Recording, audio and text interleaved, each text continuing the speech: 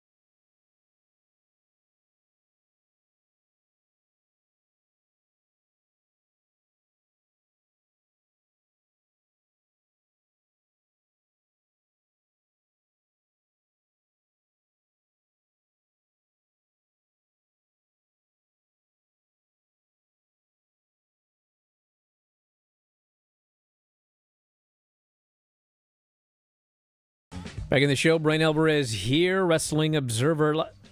Yes, there is Mike Sempervive. I'm here. He managed to be here today.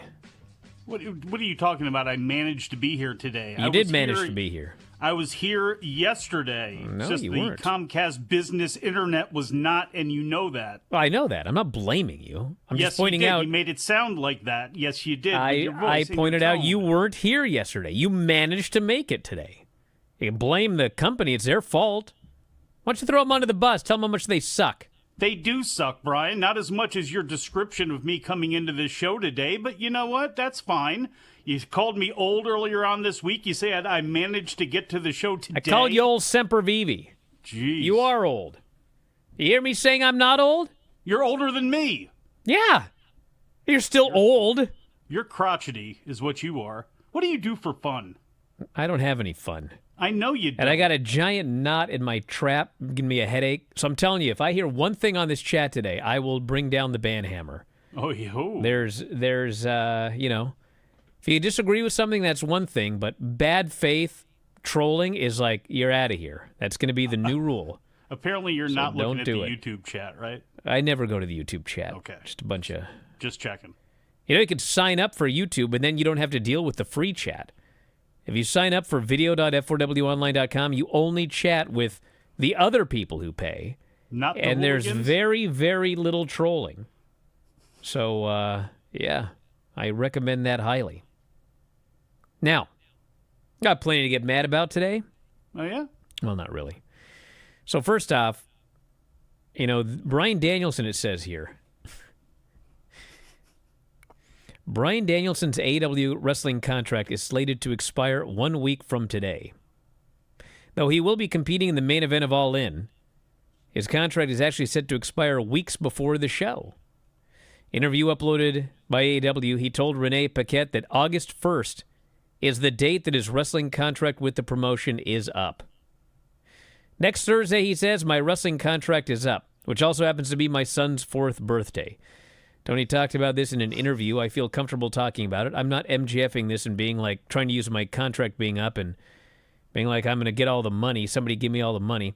Yeah, my contract is up August 1st. When I signed this contract, me and Bree had talked about how this would be my last wrestling contract I was going to sign. Part of me is wondering what life is like after this. Part of me is excited about that. But even though Wembley is after this, I still have to focus on that. That's got to be kind of my focus. So it is a wild time. It is a wild time. Tony Khan said, I hope Bryan is here for the rest of his life. I know he's planning to stay with us for a long time going forward as part of the company. I would want Bryan to stay with us as long as humanly possible. Now, I don't even know where to begin. So, What a worker. no, I believe his contract is up. Oh, so do I. I also completely believe that he's staying, and all of this is going to play into this final match here. Well, here's the deal, everyone.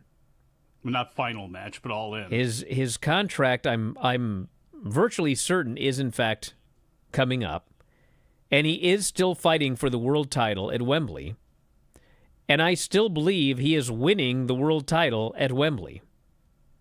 So now some of you are going to be saying, well, hold on a second. How could he win the world title if he's not under contract? Tony's going to put the world title on a guy not under contract? Perhaps some of you have forgotten that this has happened before. This happened with Jon Moxley. Jon Moxley was the AEW World Heavyweight Champion, and he was not under contract for much of that reign. And, a lot of things had happened involving CM Punk and everything else, and what happened, and title ended up going on to a guy that wasn't under contract. So the idea that this doesn't happen, it does. It's happened already. And I think it's going to happen again. What? Now, there's a bigger issue.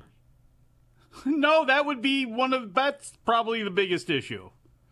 No, actually, I think he's Mr. Loyal and all that sort of stuff. I think there is actually a bigger issue. I don't think that Bryan Danielson, as AEW champion, would leave and go to WWE. I do not believe that he would do that. I don't, okay? Why do you even bother opening yourself up to that type of risk, though? Why? Well, Why? I wouldn't. He I and most John certainly Cena would not. arm in arm doing that last retirement tour all the way through 2025. We can break out old Bella memories. I think it would be... I would not do it, but I think Tony's going to. Now, there's a bigger issue to me. Why do you think he'll do that? Try to make this make sense to me. Because I know how Tony books, and this is the last year of Bryan Danielson's regular full-time wrestling career, and this is a big match at Wembley, and he wants him to win, and he wants him to give him the world title in his final run.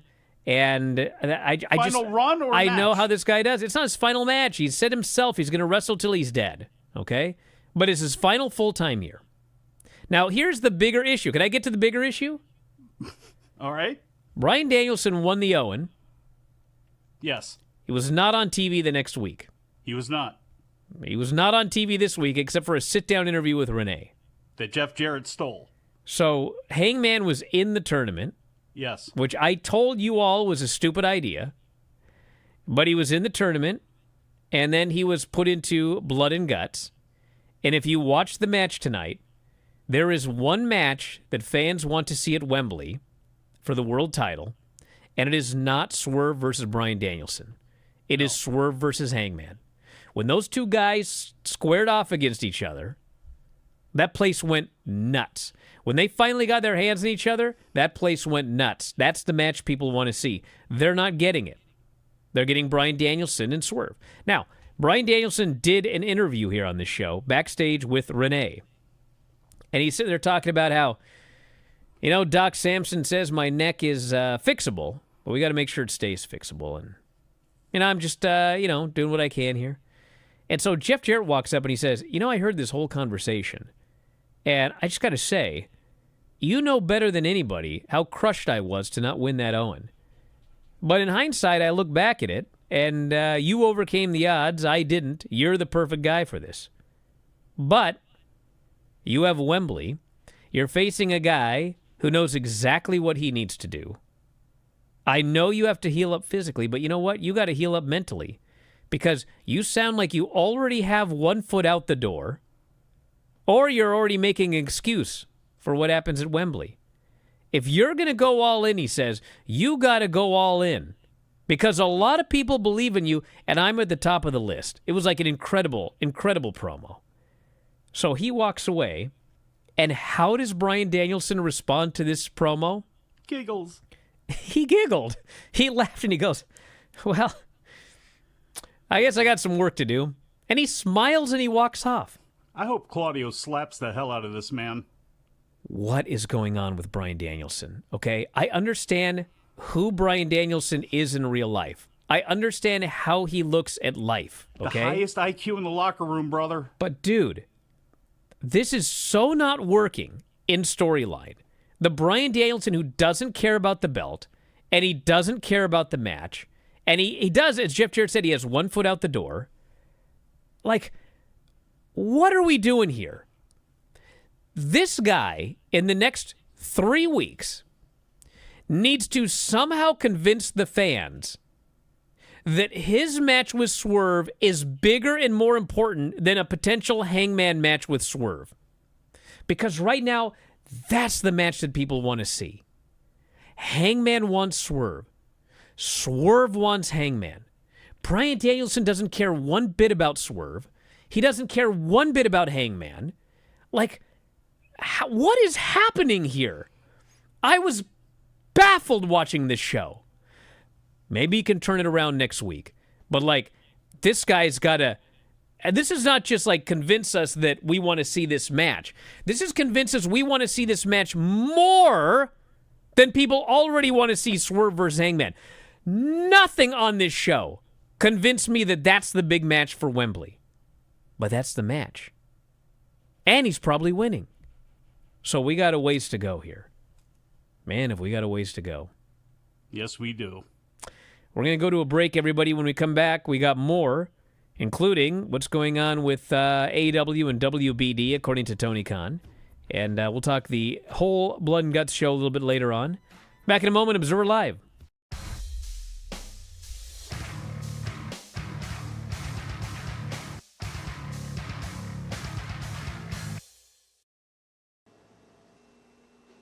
We've almost reached the pinnacle of the tour, but this is one of the most important things. This is the computer This is the workstation where I do the majority of the actual physical part of putting Figure 4 together. I do the writing here, the editing here, of course the phone calls, even the microphone here when we used to do Wrestling Observer Live, which has since died.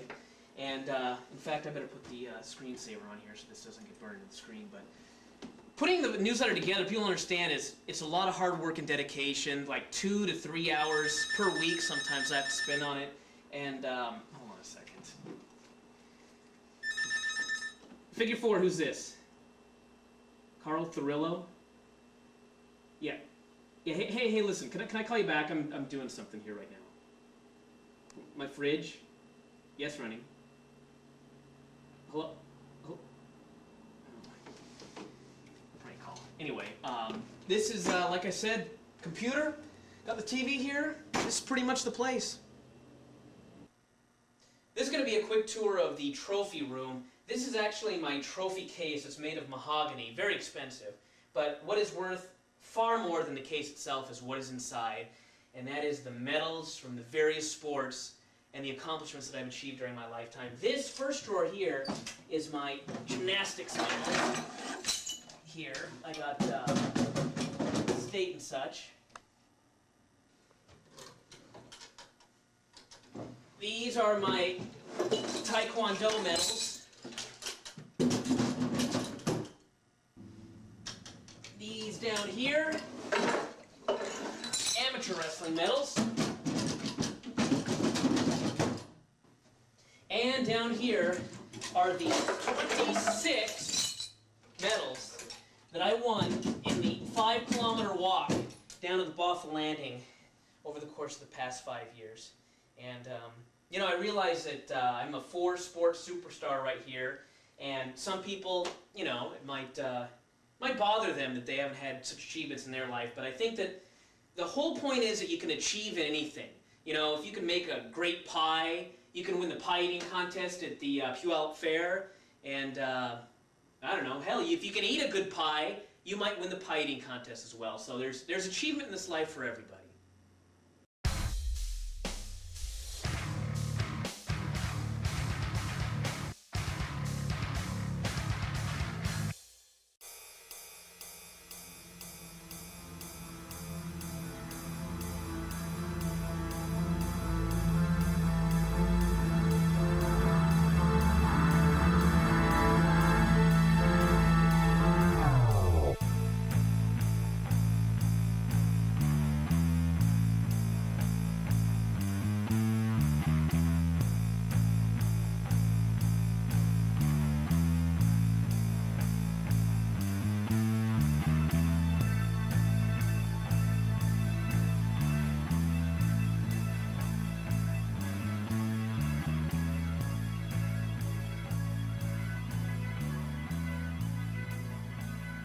So we just had a Tony Khan Ring of Honor media call. It'll all be up at WrestlingObserver.com here pretty soon. But the Observer Twitter, X, tweeted out some notes. He was asked about his stance on unprotected chair shots to the head. He doesn't want to delve into the art of wrestling. Then talks about his roster's lack of injuries following matches like this. Not sure if this is the best time to be talking about a lack of injuries. Says how spots are executed differently than 25 years ago.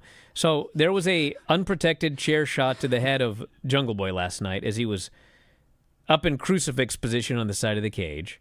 And for those wondering, it was a gimmicked chair. Now, they've done this before. They did it once with Cody and Shawn Spears. And the idea was to get heat on Spears because he did a unprotected chair shot to the head. Of course, the problem is it didn't get any heat on Spears. It got heat on the company for allowing an unprotected chair shot to the head. So it later came out that what they did was they take a steel chair and they kind of sand it down so that the part that you sit on, which you hit the person in the head, it's much thinner than a normal steel chair, okay? So that's the idea. Now, I once explained this like, it's kind of like a trash can lid, an aluminum trash can lid, where you hit somebody with it and it all bends out of shape and makes a horrible noise, but, you know, doesn't hurt or anything. It's not going to do any damage. But I did talk to somebody who, you know, they said, I did once feel one of those sanded down chairs. And no kidding. That's still a steel chair. Yeah. So it is definitely safer than an ungimmicked steel chair. But I would say that in the future, I just wouldn't do this anymore. Number one, because if everybody knows it's a gimmick chair, then what's the point? And, people that don't know that it's a gimmick chair, they're going to be turned off to the product. And, it sounds kind of goofy, but like kids do watch this show.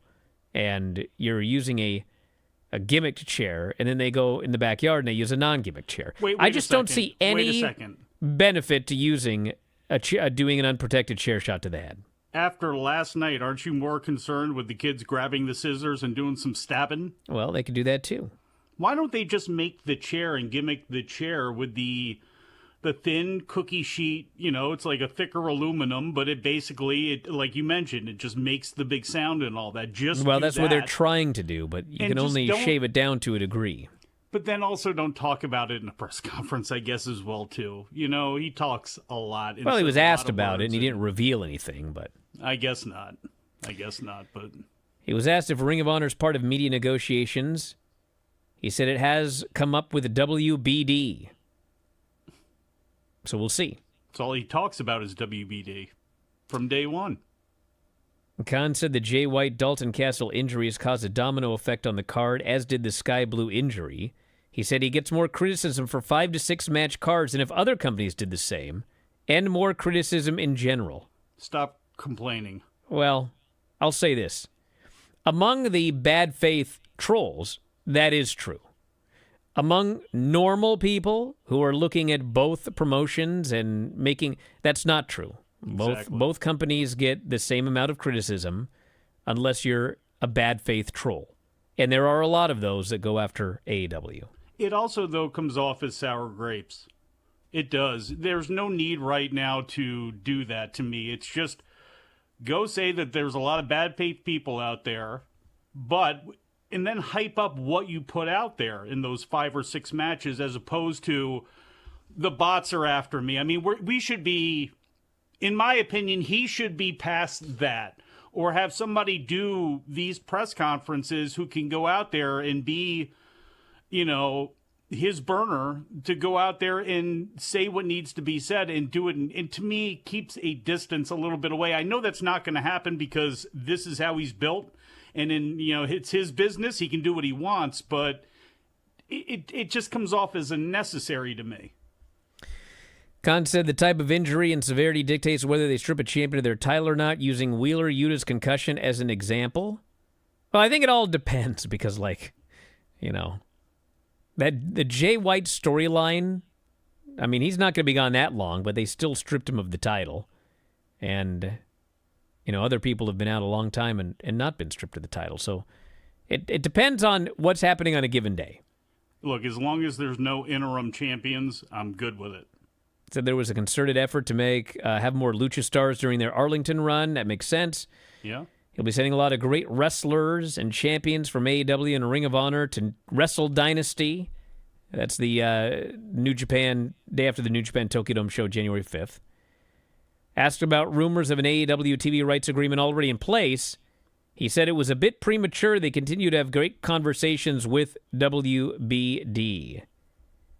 He said he heard from a prominent media person that WWE PR is telling people a TV rights deal is already in place. He said AEW will have a great deal with a big increase regardless of what WWE is telling people. So that's that. Did anyone ask him outright who else he has negotiated with since we're past that point of exclusive negotiations with WBD? Doesn't appear that way. Because if it has come out behind the scenes that they are not in business talking to anybody else but WBD, well, don't be surprised that got leaked. That would happen no matter what the business. All right, some other notes here. Talked about Bryan Danielson's contract.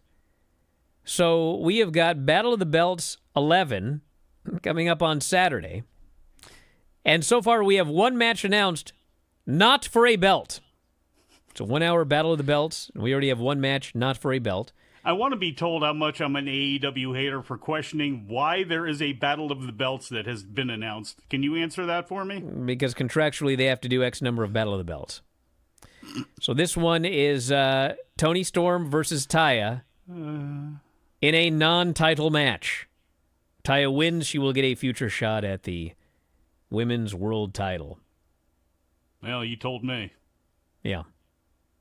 Imagine if we have a Battle of the Belts where they're all non-title matches. Because they've already announced there's going to be a non-title match with Willow and Statlander. Maybe they could put that on Battle of the Belts. Could have 2 non-title matches on the Battle of the Belts show. Oh, my God. They could have a road to Battle of the Belts with a bunch of contenders matches, which, by the way, when we get to talking about this show, there were so many head-scratching moments, including that one by Stokely Hathaway. I mean, it was great to see Chris Statlander waylay Willow Nightingale during the interview. I mean, that came across great. And then Stokely takes the mic, and he challenges her to a non-title elimination match next week. Yeah. Why would you do that? Why would you get a tag title match promised to you by the tag team champions, but then change it into a 6-man willingly? Got a lot of questions. I mean, actually, has Will Ospreay ever driven in the United States? The Will Ospreay thing, I will say, this was straight out of WCW.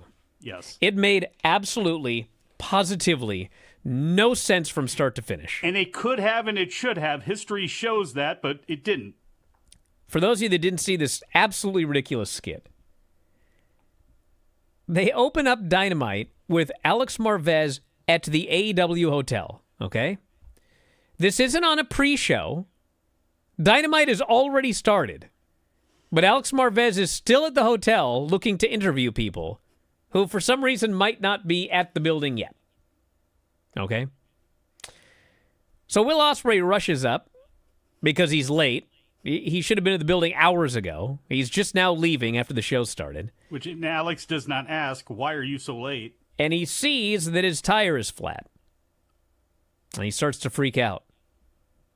He says, Alex, do you have a car? Alex says, yes, I have a car. Ospreay says, well, give me the keys. So he grabs the keys. And he runs over, he throws all of his stuff into Alex Marvez's rental car. And he jumps into the driver's seat of this car. Alex Marvez gets into the passenger seat. And Alex Marvez says, have you ever driven in America before? And Will Ospreay says, no. And he tears out of the building and Alex Marvez screams. So if he's never driven in America before, how did he get his rental car to the AEW hotel? Why was he late? Black market for rental cars, but that would need a lot more explanation. Marvez's scream, I think, was to indicate that, this guy has never driven on the other side of the road, even though his rental car was a traditional American car which drives on the normal side of the road for those of us in America. This made absolutely, from start to finish, positively 0 sense. Not one iota of sense. It was beyond ridiculous. But he made it to the building in 9 minutes flat, because that's about how long it took MJF to go through his spiel about renaming the title and starting a trend of talking about dead relatives on the show. How could I have guessed that Lenny would defend this segment? Can you imagine if they did this on SmackDown? Can you imagine? There were a couple of NXT moments on Dynamite, and this can be. Should we talk about the other one? Of them. Sure. Which one did you think it was? Well, we had a segment where it's time for the coin flip. You know what? I need to go to the break and then talk about this one when we come back. Yeah. I don't have enough time. I have, by the way, a third thing. Oh, you have a third thing? Yes. What's your thing? It was the Team AEW promo where Swerve did his long, slow deal and was cut off, and then Mark Briscoe had to come in and save the day. I thought that was very NXT-ish as well, too. Yeah, but I liked it because Mark Briscoe saved the day. Yeah, but that guy should be the team captain of everything. Yeah, but nobody can dislike him. But it was a Broadway finish to a dinner theater bit. Back in a moment, Observer Live.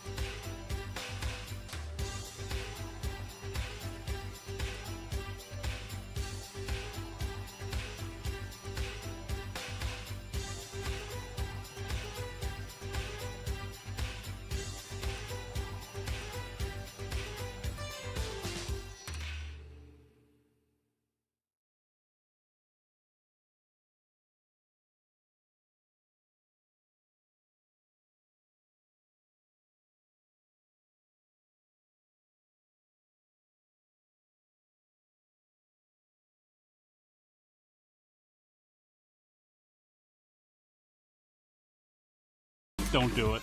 Don't do it. Don't do it.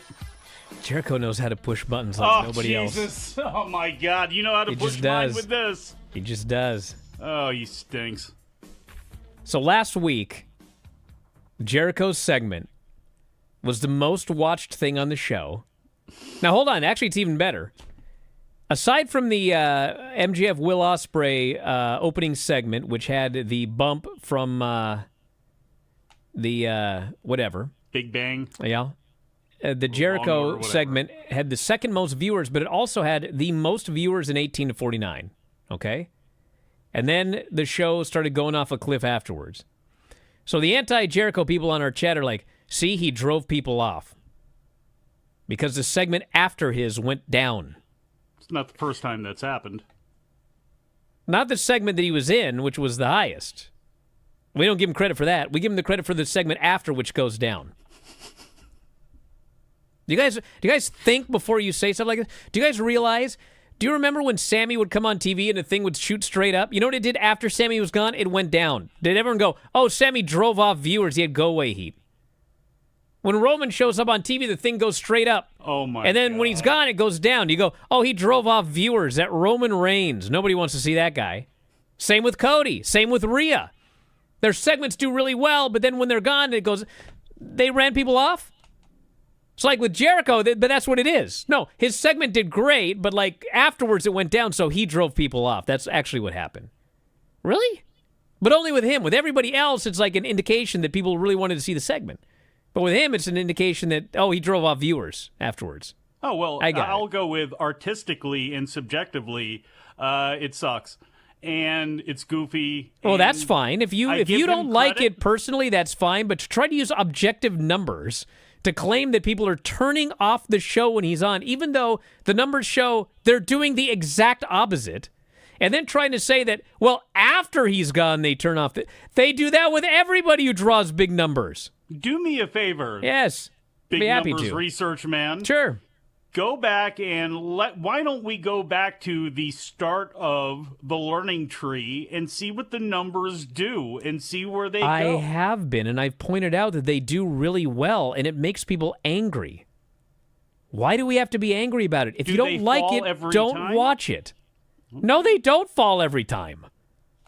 Have they fallen before, though? Well, you know what, Mike? If his segments are the highest rated thing on the show, then they're always going to be down afterwards. That's how it works.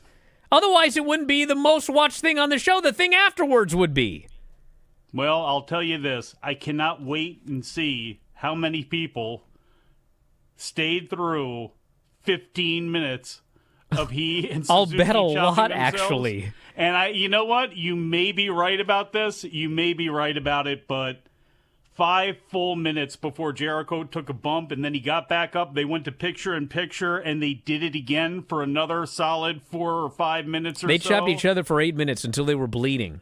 And look, I was that effective for the show? I don't know. It was one big, long holding pattern, and we'll see. To me, it was kind of a waste of these two guys who I know could have done something, even though I feel like they've been in the ring with each other wrestling before they hadn't. And that's what they did, and well, I guess if you're a big Shibata fan, you're happy because he came back, but do you want to see, was it effective enough where you want to see more of Suzuki and Jericho and this story continue? Yeah, I was hoping that they just chopped each other for the entire match and then one guy fell down and died. I didn't want any other moves in that match. That would have been awesome because then it would have been the end of this storyline. I once was going to do that match with Tom, but we didn't get a singles match. We were just going to chop each other for 12 minutes until somebody died. What is wrong with you? It would have been me. He's a former top 15 rated UFC fighter. Hey, listen, you guys can say whatever you want about my wrestling career that you want, but what you cannot say is that I could not throw a chop. I threw a mean chop. Wahoo McDaniel over here. A mean chop. By the way, I think Jericho had a scab on his chest, which may have come from the last time where he bladed his chest, but I don't know. Whatever it was, though, it was effective in opening up and pouring all over his body. I guess there was that. I enjoyed that match. Which, again, though, before you do a blood and guts like that, why are you doing blood? And I know it's a small thing, but it happens a lot. And it just, again, both companies do that, but AEW especially, where you take a little bit away from what you're doing at the end by having that type of blood on there. What'd you think of this Britt Baker-Hikaru Shida match? I'm waiting. Why can nobody have an opinion on this show? I'm not afraid. Yeah. What'd you think about it? Look, Britt is rusty, and she did not look great. And I get it. She's been out of the ring since September. And I know, but frankly, I believe that you overrate her ability. And that's not to say that she's terrible or anything like that. She's a star. She's got everything. But she's not great in the ring. And unfortunately, the time she had off, she'll get better. The sling blade that she did was the best looking thing in the match. And here's the thing, too. It's not like Shida was fantastic. There were some times, too, where Shida slipped up as well, too. But of the two women's matches, I thought what Mariah May did obviously was a lot more effective. But they had a 1 minute squash. Well, and they did everything right how it was supposed to be.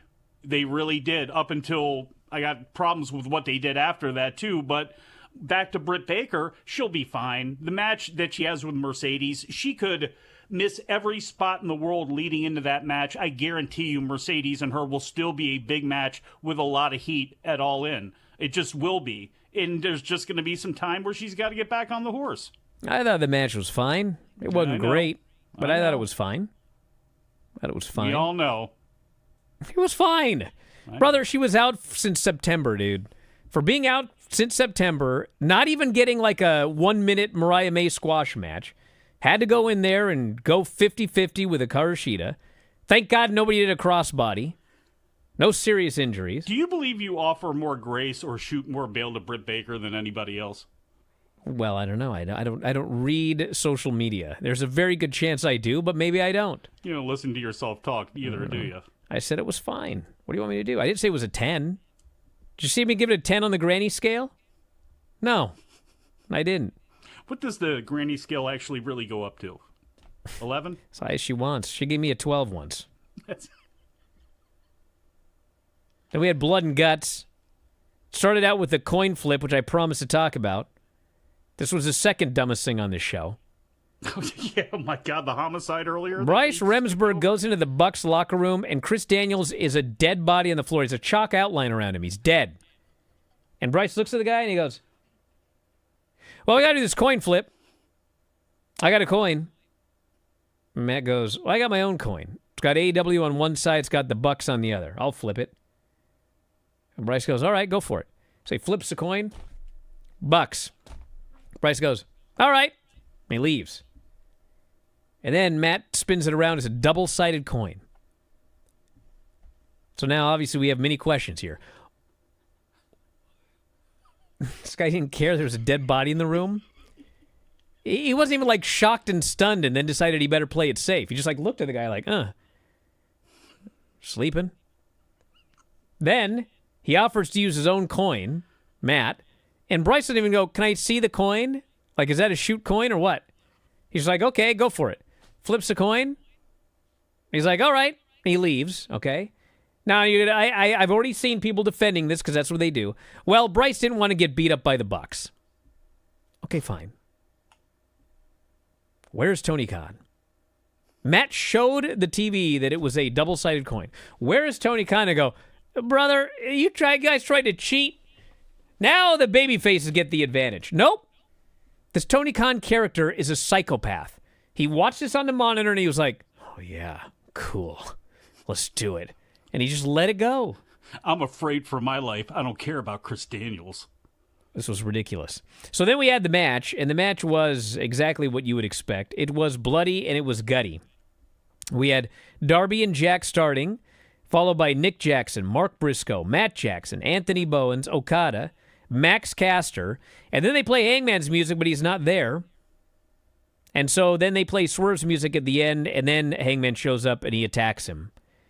And they brawl, and he handcuffs Swerve to the cage on the outside. and he's just gonna kill him. He doesn't care about the match. He doesn't care about AEW. He doesn't care about blood and guts. Finally, Matt has to threaten to fire him. So now Hangman gets in the ring, and then Nana, Jared, and Billy Gunn come down, and they help Swerve get out and then get in the cage. And then from there, it's just like wild. Except Okada. I was very excited to see how little Okada could do in a blood and guts match, and I was not disappointed. No. He did absolutely, positively nothing in this match.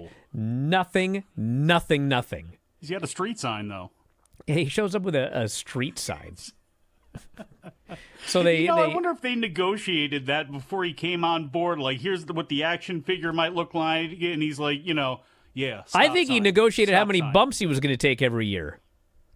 I think he's negotiated like one bump a month. So if you want me to work twice, I'm only taking one bump.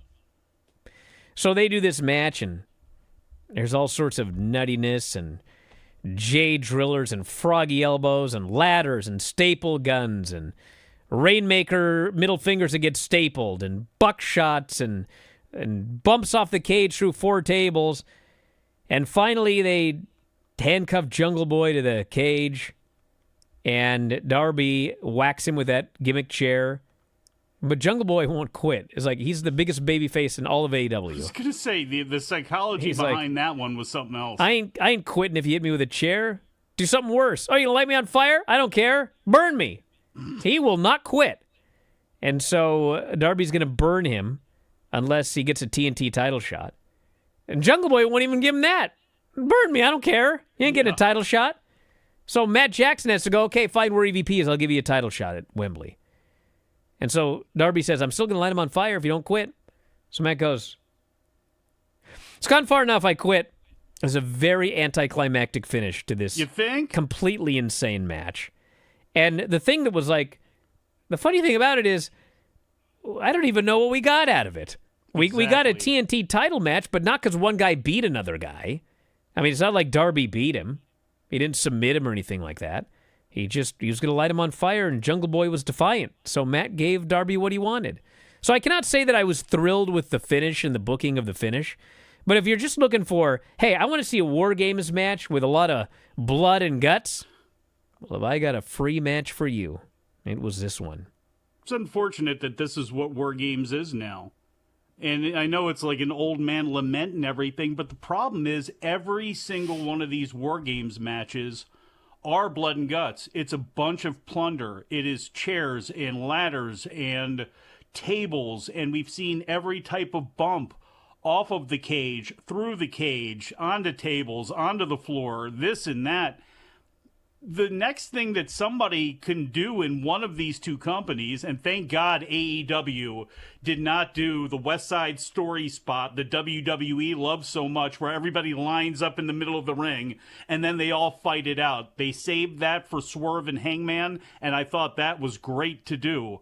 But at some point, have a really well-worked wrestling match with guys in the ring treating it like a wrestling match and build the drama up that way. You don't need so much plunder in every single one of these. Back in a moment with more Observer Live.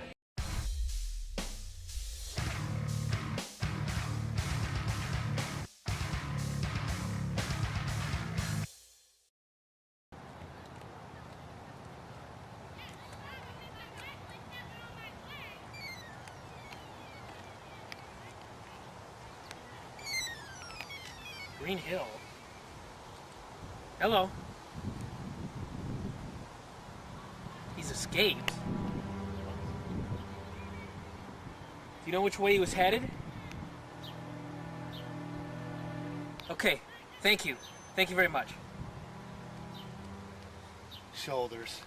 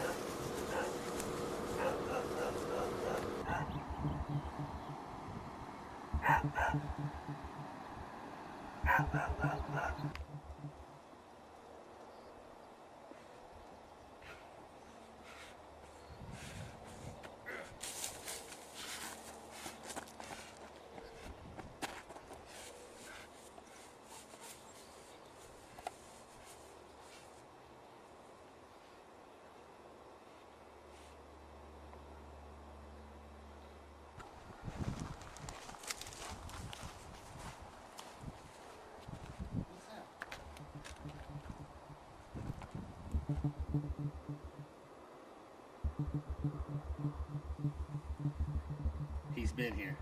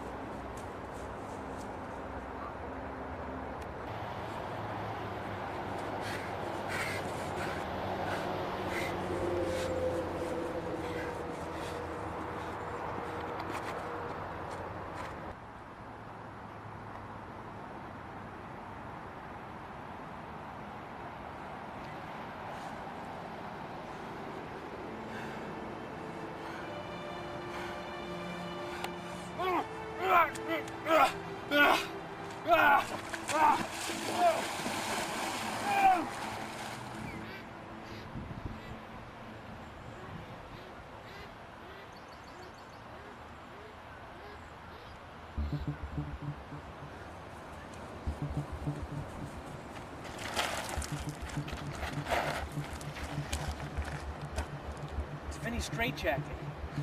We're getting close.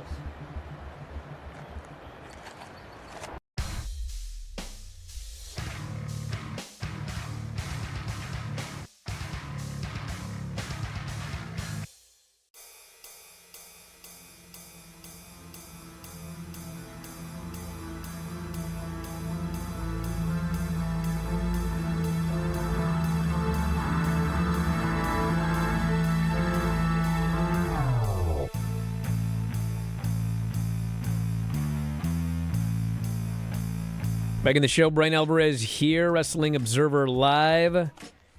Mike Sempervive, also of WrestlingObserver.com. Corey Graves posted this yesterday after the Jungle Boy gimmick. He said, "This is not meant to sound judgmental or incite us versus them or question anybody's passion, talent, intentions. Just coming from a guy whose career ended from a few too many accidental headshots. The art of this business is protecting ourselves and each other. Trust me, the gaps in memory are not worth it, I promise." Guy's not wrong. No. I agree with that even with gimmick chairs.